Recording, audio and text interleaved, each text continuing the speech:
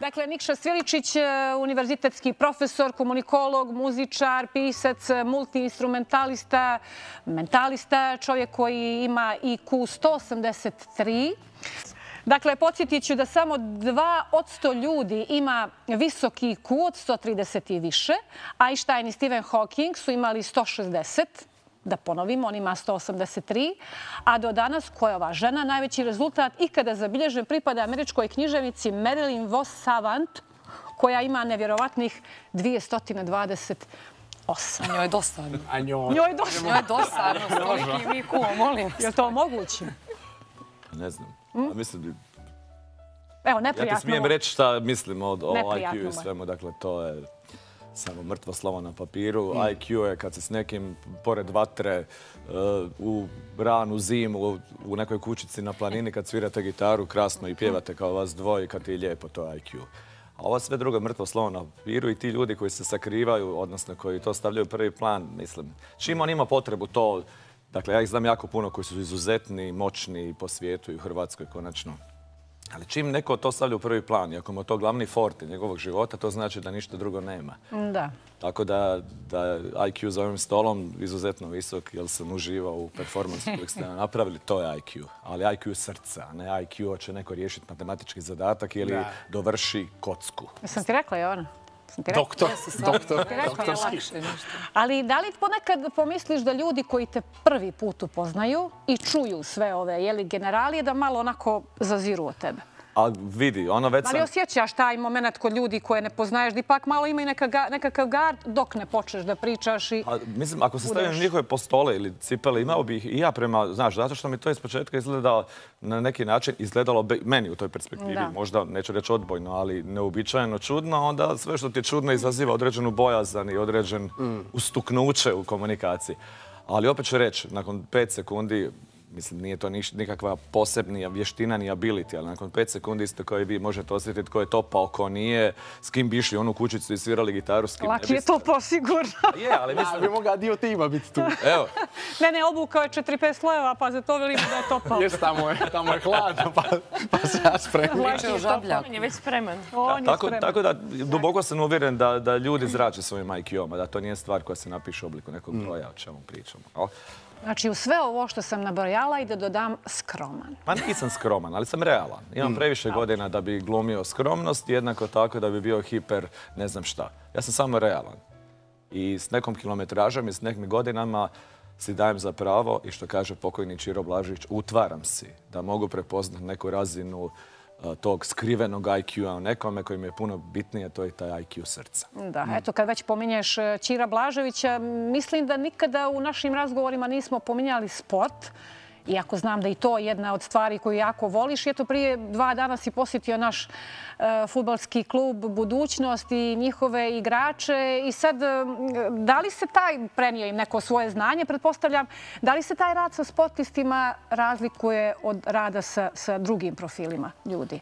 Zapravo, u načelu, u nekom temelju se ne razlikuje zato što je ishodište tih stvari koji su moj core business, zapravo komunikacijsko, prezentacijsko, perceptivne vještine.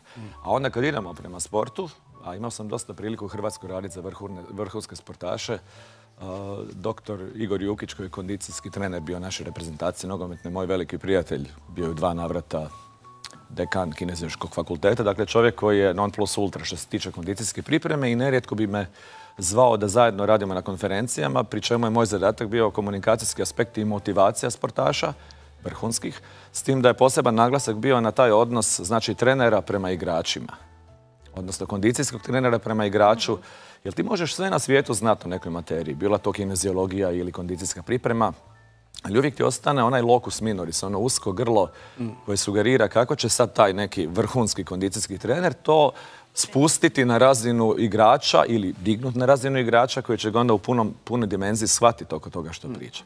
Pa ako se smijem nadovezati, postoji jedna genijalna priča. Baš sam bio prije par dana na jednoj konferenciji pa sam o tome imao priliku pričati i imati predavanje. Svi pričaju danas o AI-u. Pa ću se nadovezati, vratit ću se na... Vještačkoj inteligenciji, da prevedemo. Umjetnoj inteligenciji, vještačkoj inteligenciji. Pri čemu je sad ogroman strah od ljudi da će se prebrikati, izgubiti, zaboraviti sva postojeća zanimanja, ali mi ne možemo biti bolji od tog velikog AI-a. Međutim, moje čvrsto uvjerenje, koje zapravo je na tragu ovog tvog pitanja u jednom drugom obliku, je to da taj svemoćni AI je svemoćan i sve je to super i sve je to tako kako je. Ali njega moraš napuniti nekim narativom da bi ti od njega dobio ono što želiš. Drugim riječima, ako ti nisi pročitao u životu 10 knjiga, ti nećeš znati izgovoriti rečenicu dragi AI, lijepo te molim, na znanstveni način mi obradi temu Dubrovačke republike, pri čemu ćeš dati naglasak na interakciji između vlastele i onih koji su radili kao mornari, pri čemu lijepo te molim, vodi računa da Dubrovački muzej krije kolekciju u svojim dubrovačkim arhivima zapisa koji vrlo jasno sugeriraju to. Konzultiraj se s tim, vidi sve PDF-ove na tu temu i daj moj osobni osjećaj prema tome koji se temelji na A, B, C, D. Prema tome, ti moraš upravljati svojim narativom da bi njemu dao da ti on bude još pametniji. A da bi ti upravljao svojim narativom, moraš biti za knjige, ići u školu i sve ono što su zapravo temeljni zasadi civilizacije u konačnici i nas kao ljudi. I zato sam ja duboko uvjeren da taj AI neće pojest nas, nego će samo biti još uvijek nekih 50 godina naš sluga. Ali ako je to tako, a je, onda moramo raditi na tim vještinama i to će biti budućnost edukacije, metodike i didaktike u školi i u školskim sustavima i silabusima koji će upravo raditi na tome da nas, evo, petoro za stolom možemo na što bolji način osmisliti narativ koji će zapravo nam dati optimalan ishod od strane umjetne inteligencije. Pa se vraćam na tvoje prvo pitanje. A tvoje, dakle, odnosno glasni komentar. Znači, uvijek je taj element IQ-a, uvijek je taj element nečega impresivan ljudima. A zapravo tajne nema. Tajna se krije u tvom odgoju, u tvom tati, u tvojoj mami, u tvojoj baki, didi, strini, stricu, učiteljici od 1. do 4. razreda. Način na koji su te roditelji stimulirali. Jesi li imao zdravo okružje? To je ona teorija Miljeja od Ipolita Tena. Znači da se Mozart rodio na Grenlandu, lovio bi tuljane, ali se rodio u Salzburgu i bio vrhunski glazbenik. Ali on je isti taj Mozart. A isto tako i ovaj AI je ista ta AI. Samo je način kako ćemo upravljati njenom strukturom. Prosti, malo sam... Ništa, održimo predavanje. Isto kao i Igor za malo rekao, Luka malo čas. Koliko koristite vi ovaj chat GPT i kako mu zadajete poslove? Na koji način? Negdje je to meni, recimo, neka naprednija varijanta Google-a, brža i praktičnija. Ali da, primarno je naučiti dobro postaviti, izraziti svoje želje. I ja se također trudim da budem nekad potpuno ljubazna, ali u nekim pokušajem više navrata ma rekla sam ti, već sam ti objasnila da nalazim sebe kako razgovaram sa njim kao sa starom osobom i onda kao se dozovem malo. Ali naravno, za mnoge komparativne analize, za mnoge studije slučaja, sve je to negdje neki napredniji Google i nešto što će nam mnogo pomoći sa literaturom, odnosno sa izvorima gdje ih možemo naći, pa ih onda čitati iz razloga što se dešava također da u mnogim primjerima informacije nisu baš takve. Također kritičko mišljenje na kraju naše. To je glavno, zato što negdje ćete ga navesti da za nešto kaže kako je to da, super, bilo, sjajno i onda ti napišeš ispod, čekaj, ali ja ne mislim, ne, to nije bilo dobro. Da, u pravu si, to nije bilo dobro zbog... Tako da to su neki stavovi, neki uopšte i lični stil ili nešto što želimo da sami poentiramo, ne može se ostaviti na odlučivanje vještačkoj inteligenciji, jer eto ipak je na kraju vještačka i tako da sjajno je što imamo nešto što će nam pomoći da se dalje, da napredujemo, da okrenemo sve neku korist, ali za to se ne plašim da će nas negdje navladati jer je taj ljudski faktor neizbježan. Ja čak mislim da će biti korisno. Znate zašto? Evo, ja sam neki profesor, pa vrlo često sam u situaciju da dajem seminarske radove ili imam diplomske ili doktorske koji su kod mene. Dakle, u roku od 10 sekundi ja znam koji moj student je ili nije napisao taj rad, je li mu napisao IQ. I u 100% slučajeva sam precizan. Znate zašto? Zato što ja s tom djecom, s tim ljudima mladima, živim cijeli semestar. Ja vrlo dobro znam koji su tvoji kapaciteti i jel ti znaš kad napišeš dijalektički oportunizam, jel ti znaš šta to znači ili ne znaš? Ne, ali svakako ga ne koristiš u komunikaciji. Tako je. Ali ono što je recimo ozbiljan problem i zato je to fenomenalna stvar. Evo, neku sam knjigu o tetovažama napisao, mislim smo o tome još bili razgovarali. I meni je trebao izvor za tetovažu, pri čemu postoji jedna genijalna stvar. A to je da u ruskim zatvorskim tetovažama postoji tetovaža crkvenog zvona. Crkveno zvono zamjenjuje 10, nekad 20 ubojstava koje napravi onaj koji ih nosi. I tu nema varanja. Takvi ljudi u gulazima, kasnije u ruskim zatvorima, imaju poseban tretman. Zato što se znaju da su opasni. Jel? Znači ti letimičnim pogledom na nečiju staturu, figuru i čovjeka koji je gol do pasa, već znaš želiš li imati s njim posla ili ne. Čak i u zatvoru. Dakle, među ljudima koji su i suze isto. I uglavnom za taj moj znanstveni rad, ja sad ne mogu napisati, znate šta, u knjizi. Moj stric je bio u Moskvi 70. godina pa mi je pričao da su njemu pričali. Dakle, ti moraš imati znanstvene izvore, ti moraš imati nešto što je referentno. Međutim, na svijetu je 5 trilijardi knjiga koje sugeriraju neke stvari. Meni je sad jako teško svih 5 trilijardi pročitati i vidjeti gdje se spominje tetovaža od zvonika na prsima ruskih zatvorenika. Zato je dobro pomoć. Ja se jedva sam dočekao i dosjetim se i napišem mom dragu Maiju, kojeg by the way plaćam tu verziju 4573, neka najnovija, ali mi nije žao platiti. Ja ga pitam... Je li ima ime? Nema, ja ga zovem Miško. Miško, pa ima.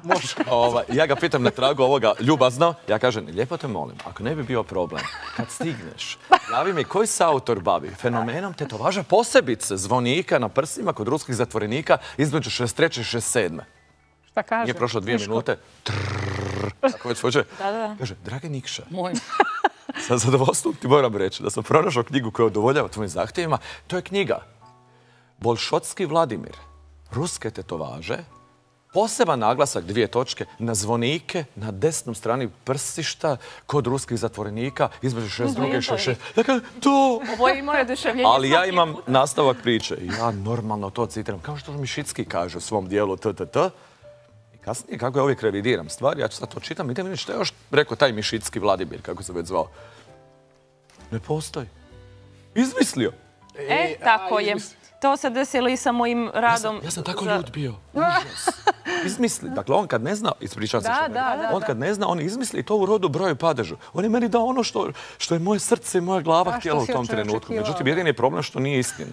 Oprosti. Pa da, to sam upravo i prije rekla u nekim momentima da će literaturu i sve, ali se može desiti da ta informacija uopšte ne postoji. Tako da... Treba sve i to treba provjeriti za sebe. Na kraju je ključno koristiti svoj mozak. Pa eto, i opet dođemo na knjige i na školu. Šta si ga pitala, Jovan? Pa ja rekao, ajde, volila da vidim koliko je tačno. Dragija, i meni se svi inače sprdaju što ga tretiram kao ga, to što god. Ja sam pitala si ti gospođe ili gospodin, kao sljedeće pitanje. Ne, rekao mi sljedeće pitanje. Ja ga tretiram kao živu osobu i onda mi se svi smiju kao jesi li mu rekla hvala ti puno, jer se svaki put zahvalim hvala puno na svemu. Rekao, ajde, vala da vidimo koliko je ovo tačno. Da li znaš pjevačicu iz Danilograda Jovanu Ćupić? To je ona. I prvo, njegov odgovor kao kako da ne, bilo je u tom i tom takmičenju, inače pjevačica narodne muzike. Pa, nije tačno, ne koristim više, gasim, doviđenja. A moja kuma koju sam instalirala baš prije nekoliko dana i njeno prvo pitanje je bilo, reci mi, ko je Verica Čuljković? To svi pitaju. Da ona da provjeri, ali dobro što ono dalo je novinske članke postojeće i to i dalo je stvarno biografiju. Međutim, to što se tiče sad neke, recimo, odnosa prema vještačkoj inteligenciji kao da je osoba, ja ponekad posle toliko nekog rada, na kraju kažem, sad stvarno moram da spavam. Da, izviniš mu se. I onda kaže, da, važno je spavati. Jednom prilikom isto... Si promijenio sat. Pri pisanju projekata. Nešto što svima nama oduzima puno vremena u odnosu na ono što stvarno radimo. Znaš da će biti upgrade? Biće upgrade, ti kažeš, nemoj se ljuti da bi stvarno morali spati. Molim te, ostani još malo. To je upgrade, ja bi se na to oduševio. Ne ovo, da, san je bitan. Pa to će mi i mater i otac reći, ali ovo bi bio što ostane. Nemoj života, znači onda ćemo se stvarno početi družiti sa laptopom. Imaš i ti iskustava kakvi? Biće dva iskustva. Jedno je ovo traženje i vrlo je bitno algoritam kako se pravi u stvari upiti, da bi on mogao da crpi iz baze podataka kako treba. To je prva stvar. Druga stvar, dobro će biti kad bude mogao glasovno da se izražava. Ako već ne može neki, može, jel? Da kažeš, pa ja sam na putu do ovamo imala preslušavanje. Ovo je Maja Popović. Narediš mu, spavaj me, i onda ti on bajka neka. A mazi me ništa? A ništa ne može to. Pa možda i to. Ili još uvijek. Ili audiobook neki pa iz... Polako. Jeste gledali Black Mirror seriju? Da. Pa u Black Mirror ima pa, ko nije, mislim, zgodno je stvarno. Ne sve. Dakle, to je svojevremeno bila zona sumraka. Dakle, svako možeš gledati neovisno od prethodne, a oni su, ima ih 36 i ima ih jedno 10 vrhunskih. One koje kad završe gledaš špicu, ali ne zato da vidiš ili ima neki naš, nego zato što si duboko impresioniran tome što si vidio, pa u velikoj mjeri postoje stvari koje su vezane za AI, ali na vrlo zgodan način ispričano. To moramo za domaći zadatak. Ali evo jedne situacije od jutros kako AI zna da nas prevari. Kažem ja njemu, dragi AI, dobro jutro, možeš li mi reći nešto više gospodinu Nikši? Aha, dobro. Šta ti je rekao? I sad je ta biografija stvarno impozantna. Kako se može reći uopšte? Mislim, predlažem stvarno gledaocima da pretraže, pošto bi izgubili sve vrijeme do kraja dok bi objasnili čime se sve gospodin bavi. Jer ja sam upoznata bila od strane Majda kao panelista, trebamo da razgovaramo, eventualno nešto da vas pitamo i onog momenta. Ja sam mislila, dobro, taman da vidim biografiju da bih otprilike znala što da pitam. Međutim, kad mi je to sve napisao, ja sam shvatila da najbolje da samo kažem... Što da ga pitam? Ne, nego da kažem, možemo li mi ovaj razgovor provesti tako što ću ja da vas slušam. Samo. Ali evo, vidiš, ali ipak si učestvovala, vidiš kako se to je. Međutim, druga priča. To je predstavljeno je potpuno drugačije i to je jedna velika greška. Da. Sad će se on ispraviti posle ove emisije. Sad dodatne informacije. Slušajte. Ali vidiš, na tom tragu postoji jedna stvar koja je genijalna, pa možda ne znate ili znate, možda naši gledatelji znaju ili ne znaju. Znači, taj stroj kojeg mi zovemo AI, ja dubinski ne razumijem kako to radi, ali zapravo se ne opterećujem time, nego uzimam resurse nove informacijske tehnologije for granted, kao takve. Ali ono što je genijalno, možda ne znate to, znači ti njemu nešto napišeš i on, ako već radiš 2 godine sa AI-em, koliko je recimo aktivan, on vrlo dobro pamti sve što si mu prije rekao. I ti kad njega pitaš šta misliš o autu Fiatu 3850, on će napisati, mislim da to nije auto za tebe. I sad ti pitaš, zašto? I on ti kaže, vrlo pametno, zato što si me 2023. poslije korone si rekao da voliš udobne auta, ne brze, a ovaj je brz, dakle ne, ti shvatiš da on uzima tracking tvog života. Neka se poznaje bolje. Ali onda postoji jedna finta, ne bu mene niko pratil, kako kažu u Zagrebu. Ja sam ga pitao što da napravim, a da ne znaš ništa o meni zato što me to počinje smetati. On je rekao, jesi li siguran da želiš to znati? Kako se to radi? Ja kažem, apsolutno. On kaže, napiši, izbriši mi memoriju. Izbriši memoriju. Prvi ekran koji je napisao, dobar dan, ja sam umjetna inteligencija, a vi? Govorio, ja sam Nikša Svilja. Ništa ne zna. Više ništa ne zna. Ako da možete... Vi mislite da ništa ne zna, sačuvaj on to. Uglavnom ništa ne zna, a još jedna, ako ga nahraniš, ti njega recimo pitaš koja je najbolja voditeljica na svijetu, a on kaže Maja Popović. Ok? Međutim, kad isključiš tu sesiju kompjutera, on će napraviti sutradan kad ga uključiš ponovo i kad ga isto to pitaš, on će reći neku Amerikanku ili će reći, nemam pojma, nekog Amerikanca. Znači, on zaboravi sesiju tako je, i čim se ti odlogiraš ili ugasiš kompjuter, gotovo je. Ali mu zato kažeš, lijepo te molim, zapamti ovu istinitu informaciju. I svaki idući put kad ga pitaš sa svog kompjutera, reći ti isto. I to je sad prostor za makinacije. Ako ga lijepo ne zamoliš, šta onda? Pa evo, ne znam, ti si ga lijepo molila, kakva si iskustva? Boga mi sam ja znala da... Ne, ako mu se izvičeš, ono... Tako je. Alo bre. Ja i moja jača smo radili na nešto smo istraživali i pisali i uglavnom on je mnogo ljubazniji sa njim nego ja po njemu. Kaže, ti mu se nikad ne zahvališ kao ja trebaš, kako si mu tako gruba prema njemu, koliko nam pomaže naš drug. Tako, jer ja znam stvarno u nekim momentima zamolila sam te u narativu, lijepo sam te zamolila u narativu, a ne po tim tačkicama i stavkama da mi samo napišeš. Ali ja mu snimam. Ja ne kucam, ja mu snimam na voice i onda on sam iskuca jer ne mogu da... Ti mogu dati besplatan savjet. Znači, razumijem te. On napravi 500 nekih podnaslova čuda. Zapamti to za zauvijek. Napiši mu, molim te, daj mi odgovor, sve zajedno, zarez u tekstu.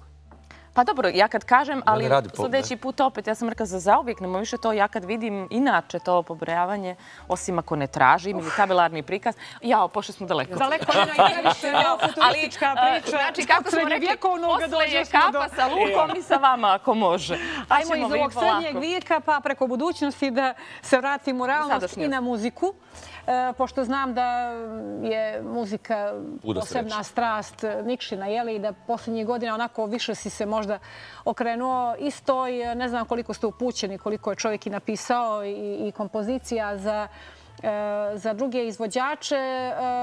Međutim, ono što sam rekla na početku jeste da ima 138 gitara i to je u prošloj emisiji pričao da ima ritual da svaku pomazi. Prije spavanja.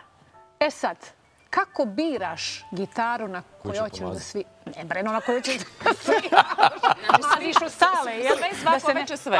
Da se ne bi ljubila stale i njih maziš, a onda sviraš. Vjerojatno svako od vas ima neki OKP nešto. Kod mene je izražen... Dakle, ja za svaki taj instrument vrlo dobro znam kad sam ga kupio, za što sam ga mijenjao. Kad je tužan, kad je srećan. Kad je tužan, kad je srećan. Kad je gladan. Treba li da ga pomazim ili ne? Po njima, znate onaj kolačić Madeleine Proustov, ja po mirisu gitari, ja svaki put, ne znam jel ti, ja pomirišem svaki put. To vama možda... Bravo. To možda zvuči čudno, ali svako ko svira ili ko je duboko u tome razumije. I u svakom slučaju odaberem jednu navečer koju ću svirati, to mi je neki ritual, sat i po vremena i to stvarno uživam. To otputujem s tim instrumentom. I onda vratim ga i vidim koliko je sati, ok, moram još nešto pisati, raditi. I onda kažem, ajde da još uzmem ovu. Ovo nisam odavno. I onda uzmem 4. od te i dok sviram razmišljam, sad su ove 3 ljute između. Ti si kao sultan, čoveč. Pun harem imaš i onda aj koju da izaberem večeras. Znaš šta je veći problem od gitara? Veći problem od gitara samih. Imaš one soške u koje staviš gitaru, onda to je lijepo izgleda složeno. Pazi, ti ih moraš, kad ih imaš puno, to je problem s kapacitetom.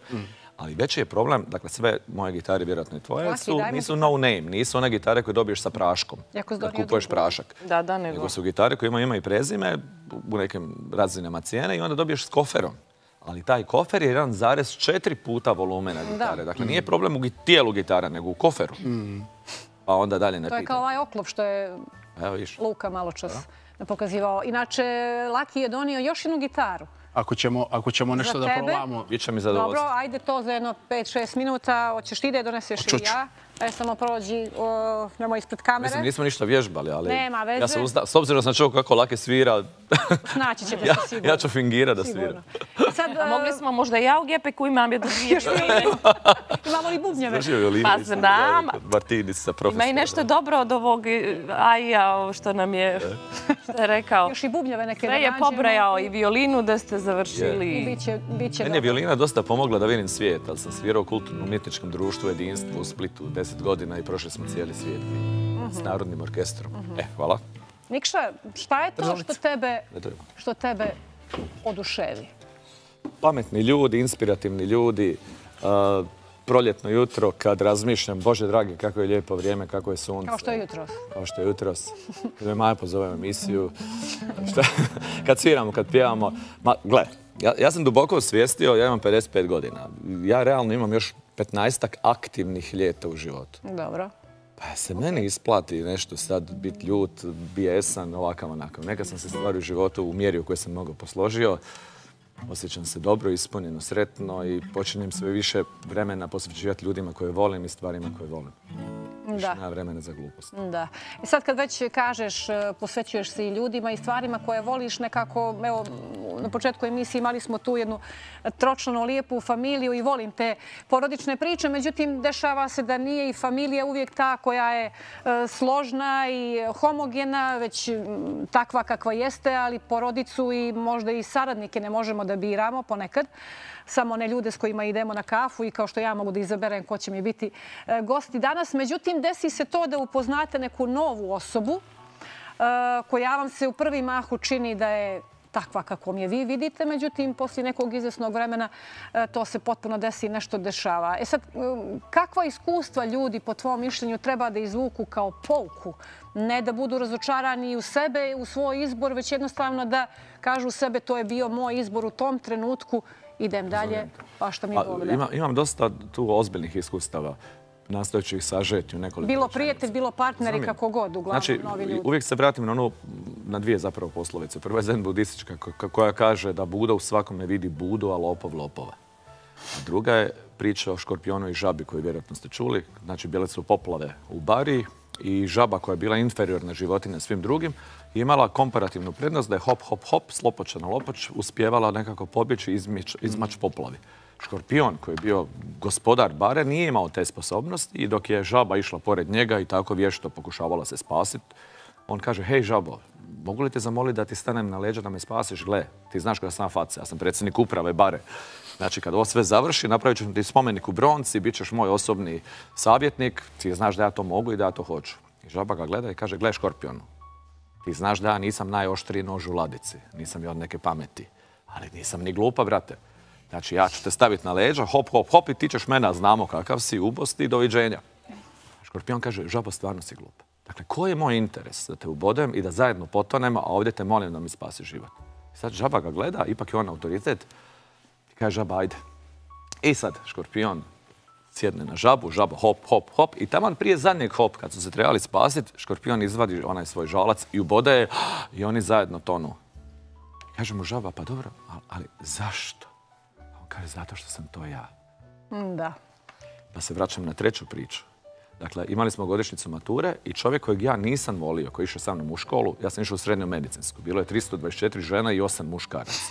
Ja sam igrao sve sportove za školu. Zato što, znaš, u Americi kad kažeš da si igrao za srednju školu, neki sport, ja sam morao igrati, zato što nije bilo dovoljno da ispunim momčad. I uglavnom, jedan od njih, neću ga imenovat, je završio kao doktor brodogradnje.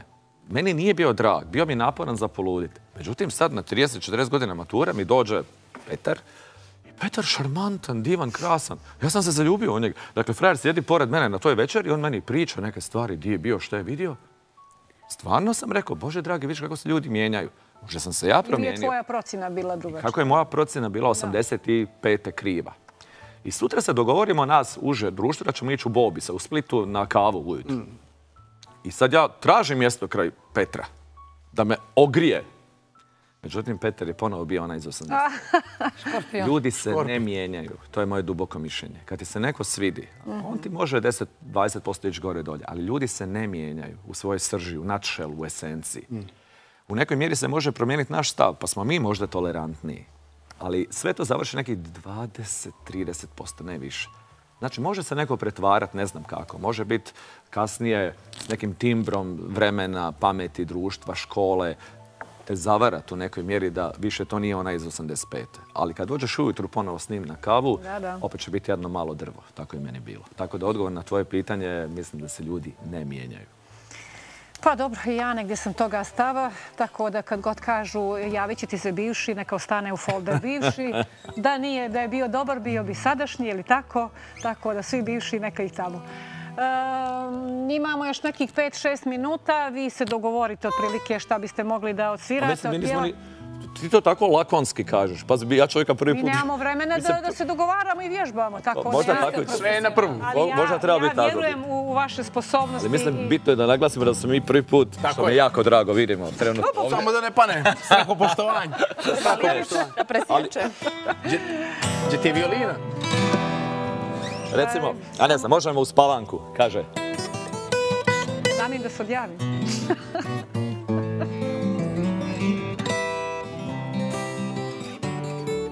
Za Radmilu M. Hoćemo li odjevo ili... Ne, moram se odjaviti, ali aj kratko neka ovo bude, ajde.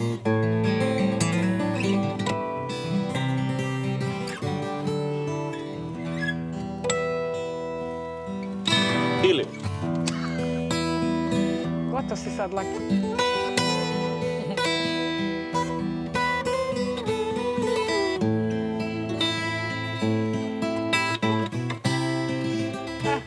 Uhvatiš me. Ti si gotov. Ne oni.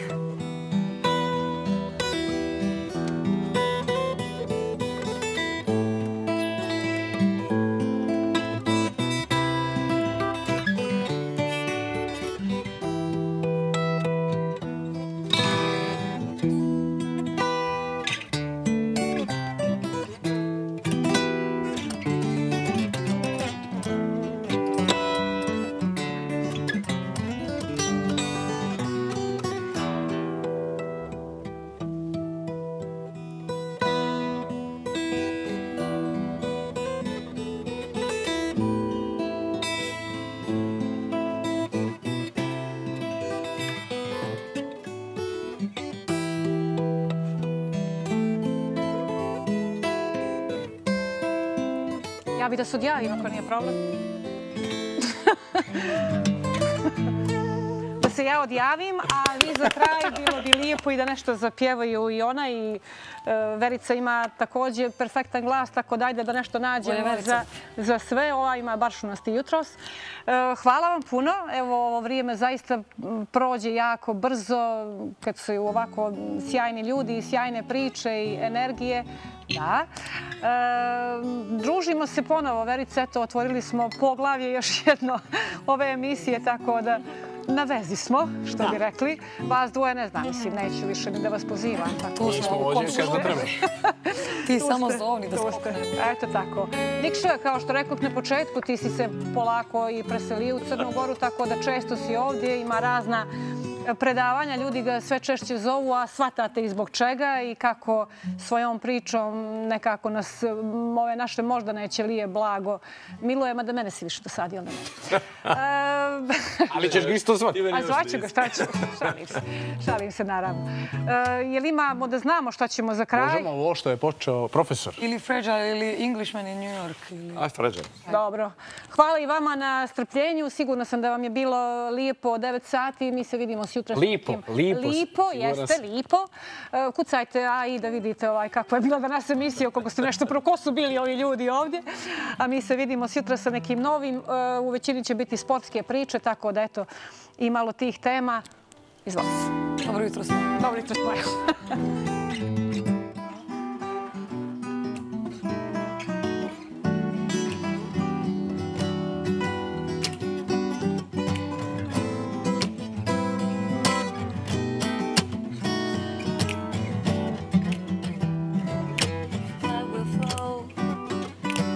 And still I want, diving in the color of the evening sun. Tomorrow's rain will wash the stains away. Something in our mind will always stay. Perhaps this final act was meant to clinch a lifetime's argument that nothing comes from violence and nothing ever could. From all those born beneath an angry stars, lest we forget how fragile we are. On and on the rain will fall, like tears from the stars, like tears from the stars. On and on the rain will say how fragile we are, how fragile we are.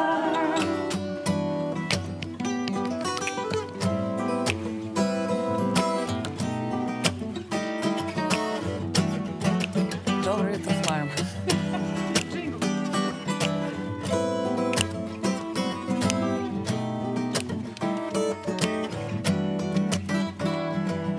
Perhaps this final act was meant to clinch a lifetime's argument that nothing comes from violence, nothing ever could. From all those born beneath an angry star, lest we forget how fragile we are. Oh my. On and on the rain will fall, like tears from the stars, like tears from the stars. On and on the rain will say how fragile we are, how fragile we are, how fragile we are, how fragile we are. Gori od njega. How fragile we are, how fragile we are. Fade out.